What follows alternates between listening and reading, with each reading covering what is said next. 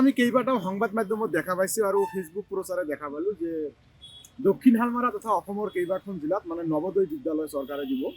এই ক্ষেত্ৰত চৰকাৰক আমি ধন্যবাদ দিছোঁ নৱোদয় বিদ্যালয় দিয়াৰ কাৰণে।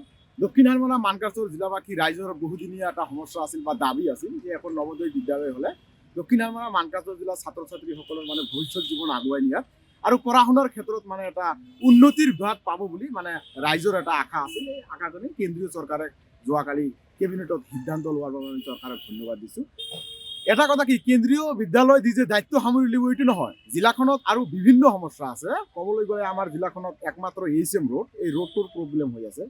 আৰু দক্ষিণ হালমাৰা মানকাছৰ জিলাত সঘনাই খালি ৰোডৰ ক্ষেত্ৰতে নহয়, আমাৰ ইয়াত বিদ্যালয়ৰ সংখ্যা বহুত কম আছে আৰু দিব লাগিব। সৈনিক বিদ্যালয় ইয়াত নাই, সৈনিক বিদ্যালয় দিবৰ কাৰণে আমি চৰকাৰক আহ্বান জনাইছোঁ। আৰু লগতে চৰকাৰক ক'ব বিচাৰিছোঁ যে নৱোদয় বিদ্যালয়ৰ দায়িত্ব সামৰি লৈ চৰকাৰে আমাৰ সাধাৰণ ৰাইজৰ যিবোৰ পাবলগীয়া বস্তু, এই বস্তুবোৰৰ পৰা কিন্তু বঞ্চিত হৈ আছে দক্ষিণ হালমাৰা মানকাছৰ জিলা। আজিৰ দিনত দেখা গৈছে যদি অৰুণোদয় দিছে, অৰুণোদয় দিয়াৰ নামত কিন্তু কি কৰিছে, মূল্য বৃদ্ধি কৰিছে এওঁলোকে। আজি যিবোৰ মানুহৰ জীৱনৰ প্ৰয়োজনীয় সামগ্ৰী, এই সামগ্ৰীবোৰত কিন্তু চৰকাৰে আজি কৰ লগাই দিছে। এটা কথা কি, চৰকাৰে যি পদক্ষেপ লৈছে পদক্ষেপক আমি ধন্যবাদ দিছোঁ। কিন্তু আমাৰ দক্ষিণ হালমাৰা মানকাছৰ জিলা যে এখন মানে পিছপৰা জিলা, এই জিলাখনত যে ৰাস্তা ঘাটৰ অৱস্থা একেবাৰে শোচনীয়, একেবাৰে বেয়া অৱস্থা, এয়া কিন্তু চৰকাৰে দেখিও নেদেখাৰ ভেক ভাওনা কৰি আছে, নাইবা জিলা প্ৰশাসনেও কিন্তু এই ক্ষেত্ৰত ভেক ভাওনা কৰি আছে। গতিকে আমি চৰকাৰক আহ্বান জনাম যে দক্ষিণ হালমাৰা মানকাছৰ জিলা অসমৰ এটা অংশ হয়। গতিকে এই জিলাখনত শিক্ষাৰ ক্ষেত্ৰত যিবোৰ বস্তু কমতি আছে আজিৰ দিনত, এই বস্তুবোৰ সম্পূৰ্ণ কৰি দিব লাগিব। আৰু ৰাস্তা ঘাটৰ যিবোৰ বেয়া অৱস্থা, এই ৰাস্তা ঘাটৰ অৱস্থা যাতে অতি সোনকালে ঠিক কৰি দিয়ে, তাৰ বাবে আমি চৰকাৰক আহ্বান জনাইছোঁ। এই প্ৰধানমন্ত্ৰী নৰেন্দ্ৰ মোদী ডাঙৰীয়াৰ নেতৃত্বত কেন্দ্ৰীয় কেবিনেটে আমাৰ জিলাখনৰ বাবে নৱোদয় বিদ্যালয় স্থাপন কৰাৰ কাৰণে যি সিদ্ধান্ত লৈছে, সেই সিদ্ধান্তক আমি আদৰণি জনাইছোঁ আৰু তেখেতৰ ওচৰত আমি কৃতজ্ঞতা জ্ঞাপন কৰিছোঁ জিলাবাসী। অনাগত দিনত শিক্ষাৰ মানদণ্ড ভাল হ'ব, তাৰ কাৰণে তেখেতে যি সিদ্ধান্ত লৈছে তাৰ বাবে আমি ধন্যবাদ জনাইছোঁ। লগতে অনাগত দিনত যাতে আমাৰ জিলাখনত এখন সৈনিক স্কুল স্থাপন কৰে, তাৰ বাবে আমি টানি অনুৰোধ জনাইছোঁ। আমি কেইবাটাও সংবাদ মাধ্যমত দেখা পাইছোঁ আৰু ফেচবুক প্ৰচাৰে দেখা পালোঁ যে দক্ষিণ হালমাৰা তথা অসমৰ কেইবাখন জিলাত মানে নৱোদয় বিদ্যালয় চৰকাৰে দিব। এই ক্ষেত্ৰত চৰকাৰক আমি ধন্যবাদ দিছোঁ নৱোদয় বিদ্যালয় দিয়াৰ কাৰণে। দক্ষিণ হালমাৰা মানকাছৰ জিলাবাসী ৰাইজৰ বহুদিনীয়া এটা সমস্যা আছিল বা দাবী আছিল যে এখন নৱোদয় বিদ্যালয় হ'লে দক্ষিণ হালমাৰা মানকাছৰ জিলাৰ ছাত্ৰ ছাত্ৰীসকলৰ মানে ভৱিষ্যত জীৱন আগুৱাই নিয়াত আৰু পঢ়া শুনাৰ ক্ষেত্ৰত মানে এটা উন্নতিৰ বাট পাব বুলি মানে ৰাইজৰ এটা আশা আছিল। এই আশাজনী কেন্দ্ৰীয় চৰকাৰে যোৱাকালি কেবিনেটত সিদ্ধান্ত লোৱাৰ বাবে আমি চৰকাৰক ধন্যবাদ দিছোঁ। এটা কথা কি, কেন্দ্ৰীয় বিদ্যালয় দি যে দায়িত্ব সামৰি ল'ব এইটো নহয়, জিলাখনত আৰু বিভিন্ন সমস্যা আছে। ক'বলৈ গ'লে আমাৰ জিলাখনত একমাত্ৰ HM ৰোড, এই ৰোডটোৰ প্ৰব্লেম হৈ আছে।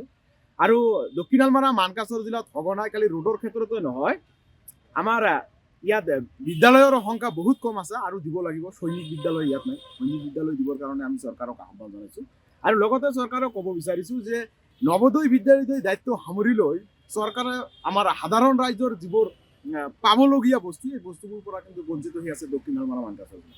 আজিৰ দিনত দেখা গৈছে যদি অৰুণোদয় দিছে, অৰুণোদয় দিয়াৰ নামত কিন্তু কি কৰিছে, মূল্য বৃদ্ধি কৰিছে এওঁলোকে। আজি যিবোৰ মানুহৰ জীৱনৰ প্ৰয়োজনীয় সামগ্ৰী, এই সামগ্ৰীবোৰত কিন্তু চৰকাৰে আজি কৰ লগাই দিছে।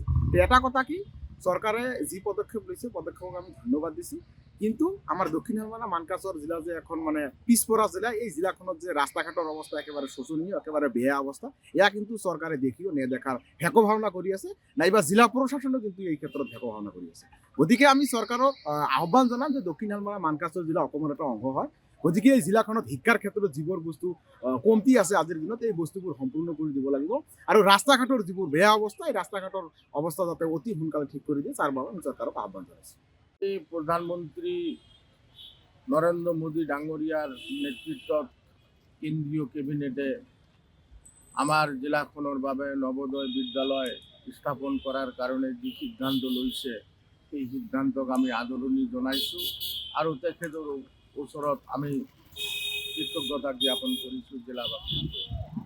অনাগত দিনত শিক্ষাৰ মানদণ্ড ভাল হ'ব, তাৰ কাৰণে তেখেতে যি সিদ্ধান্ত লৈছে তাৰ বাবে আমি ধন্যবাদ জনাইছোঁ।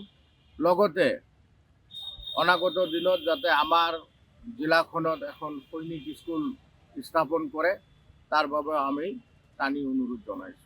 যিকোনো খবৰৰ বাবে যোগাযোগ কৰক 7099017330 লগতে 7099017110 নম্বৰত।